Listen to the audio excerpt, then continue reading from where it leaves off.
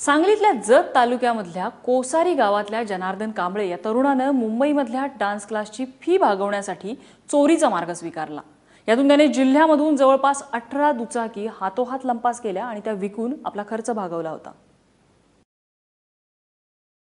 मंडळी, या बाईक्स कोणत्याही शोरूमच्या नाहीयेत, तर एका डान्सर चोराकडून जप्त केल्या आहेत। होय मंडळी, डान्सर चोर जनार्दन कांबळे, वय 26, मूळचा जतच्या कोसारीचा। बालपणीच बुगी वुगीचं वेड जडलं। पुढे डान्स इंडिया डान्स सारख्या रियालिटी शोचं भूत मानगुटीवर बसलं। त्याची पावलं थिरकू लागली। तीच पावलं मुंबईच्या दिशेनं वळली। जनार्दन मुंबईत आला। प्रसिद्ध डान्स ट्रेनर टेरेन्स लुईस यांच्याकडे शिकू लागला। पण जिथं खायचं वांदं होतं तिथं कसलं आली डान्सची फी? डान्सच नव्हे तर जनार्दनला मुंबईत राहणं देखील अशक्य होऊन बसलं। त्यामुळे तो गावी परतला।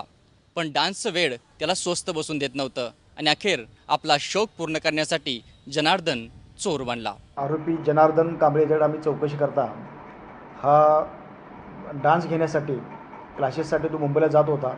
तिथले नामांकित टेरेन्स लेविस यांच्याकडे तो डान्स शिकत होता। तर डान्स शिकण्यासाठी त्याला जे कपडे लागायचे किंवा जे ड्रेपरी लागायची किंवा तिथं राहण्यासाठी खर्च लागायचा, ते खर्च भागवण्यासाठी तो मोटरसायकलच्या वगैरे तो चोऱ्या खर्च निष्पन्न झालेला आहे। आधी एक बाईक चोरली, मग दुसरी चोरली, तिसरी चोरली। हिंमत वाढू लागली आणि गेल्या 2 वर्षात त्यानं बाईक चोरण्याचा रतीब घातला। 18हून अधिक बाईक चोरल्या आणि 9 लाख रुपये कमावले। आपल्याच मित्रांना बाईक विकायच्या आणि डान्ससाठी कपडे, शूज, मेकअप साहित्य खरेदी करायचं असा त्याचा नित्यक्रम सुरू होता। पण अखेर माशी शिंकली, कुणीतरी काडी लावली आणि जनार्दन जाळ्यात आला। स्थानिक गुन्हे अन्वेषण शाखा सांगली यांनी जनार्दन कांबळे या आरोपीला ताब्यात घेऊन त्याच्याकडून जिल्ह्यात तसेच जिल्ह्याच्या बाहेरील म्हणजे कोल्हापूर आणि सोलापूर या ठिकाणून चोरलेल्या 18 मोटरसायकली आम्ही जप्त केलेल्या आहेत।